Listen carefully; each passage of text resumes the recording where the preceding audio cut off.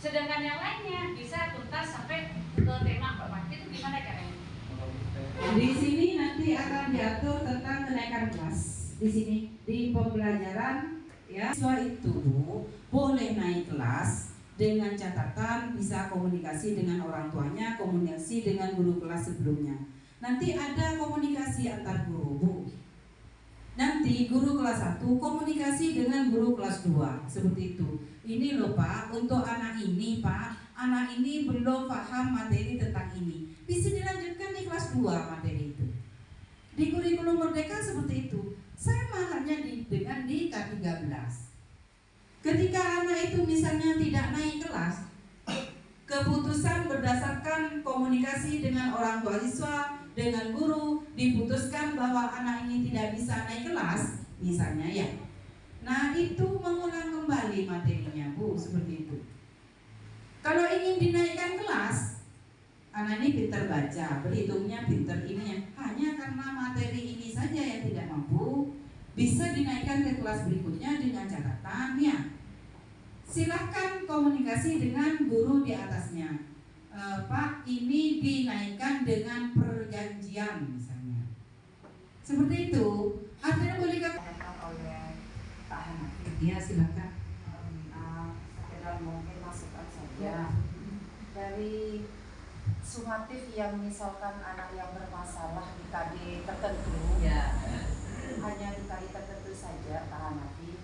Sebenarnya kita selama proses pembelajaran tadi, pada saat formatif, kita sudah mengetahui siswa ini lemah di KD mana saja. Kita sebagai pendidik seharusnya kita sudah mengetahui KD misalkan dalam satu ruang lingkup agama ada 5 KD. Ternyata di KD 3.3 anak ini di kelas 4A bermasalah. Hampir mungkin 50% anak bermasalah. Sehingga Pak Hanafi harus melakukan yang namanya penguatan terlebih dahulu sebelum melanjutkan ke ruang lingkup berikutnya. Artinya sebelum Pak Hanafi melakukan sumatif dilaksanakan, Pak Hanafi sebagai pendidik harus sudah memastikan kalau anak didik kita semua itu sudah mampu sudah mampu menguasai KD-KD yang ada pada sumatif yang akan kita lakukan. Jadi kita tidak bisa melakukan sumatif sebelum anak-anak menguasai materi itu. Kalau memang sudah menguasai, buat apa kita sumatif? Ya Bu ya bahasanya. Lah makanya sumatif itu kan dulu. Kalau kita siswa sudah menguasai di formatif ya, untuk apa sumatif? Formatif itu Pak untuk memantau dan umpan balik bagi siswa dalam proses pembelajarannya. Tidak membutuhkan nilai di situ. Nilai bisa dipakai hanya untuk mengukur ketercapaian tujuan pembelajaran, itu di formatif. Sedangkan di sumatif Pak, wajib kita melaksanakan ujian sumatif karena ini untuk mengambil nilai Pak. Nah, apakah nanti ada perubahan format di rapor? Ada satu perubahan. Karena kan di rapor kita pakai PK, Iya, betul. Itu masuk kepada pengolahan nilai Pak Dodi. Jadi sekarang yang diubah pengolahan nilainya Pak Dodi. Format pengolahan nilainya, bukan rapotnya yang diubah. Kalau di rapot kan tetap Pak Dodi. Seperti itu. namanya itu apakah cuma di... Hah? Kalau yang lama kayaknya PTS. Banyak Bu, ada. Ya itu, silakan. Kalau hasil PTS itu saya belum mendapatkan.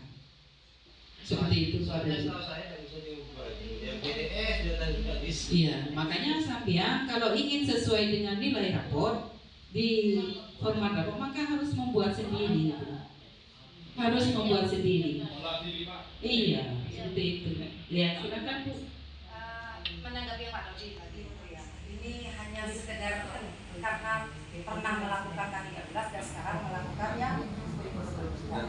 Pak Dodi, kalau di kurikulum 13 PTS itu memang ada Pak Dodi. Formatnya ada Pak gitu ya.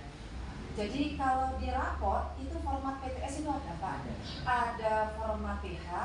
PH itu diambil dari nilai tugas, rekap nilai tugas dan nilai rata-rata tugas dan nilai ulangan siswa itu namanya PH. Nanti dibagi rata jadi ulangan PH namanya. Nanti ada nilai PTS, ada kolomnya sendiri pada Arbikum itu Pak. Di Arbikum itu ada, PTS itu ada, dan nilai UAS ada sesuai dengan KD. PAS ya, PAS itu juga ada sudah dengan KD. Tetapi berbeda lagi dengan Arbikum, rapor pada kurikulum 13. Kurikulum Merdeka. Kalau kurikulum Merdeka memang tidak ada yang namanya STS. Sumatif tengah semester itu tidak ada Pak gitu. Sumatif memang. Jadi kalau kita nanti ada 4 ruang lingkup, ya kalau kita mengikuti dengan K13, karena mengikuti dengan yang K13 Pak, jadwalnya anak. Iya. Nah, Nah, berarti itu sumatif sampean sudah ya. PH ke berapa Pak Sudar? PH ke berapa sekarang sampean? Ya. PH-nya Ketiga. ke berapa sekarang? Katanya akan melaksanakan PH. PH ke berapa? Yang TP di kurikulum Merdeka itu kita apakah hanya kalau cuma menggunakan 3 apa yang lainnya kita hapuskan saja barangkali. Soalnya mengingat di TP PAI yang kelas 4 saja itu satu lingkup materi itu langsung ada sesuatu. Itu kuncinya Pak, sumatif itu pelaksananya itu jika selesai satu lingkup materi.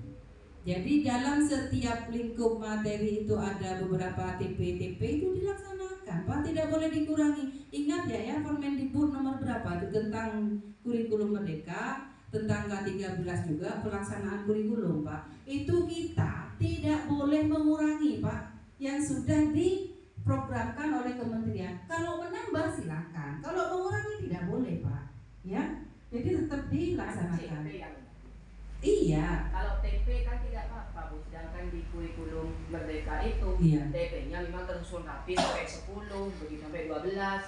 Kan sudah dijelaskan di sini Pak. Guru itu diberi kebebasan. Ini hanya panduannya. Nah, guru kalau ingin mengembangkan sesuai dengan yang sudah disediakan oleh pemerintah, silakan dari situ. Penilaian pencapaian hasil belajar peserta didik sebagaimana dimaksud pada itu dilakukan dengan membandingkan pencapaian hasil belajar peserta didik dengan kriteria ketercapaian tujuan pembelajaran. Jadi semester 1 dibandingkan dengan semester 2. Untuk kelulusan antara raport kelas 5 dengan raport kelas 6. Itu nilainya dijadikan nilai kelulusan. Itu yang dimaksud dengan ayat 8.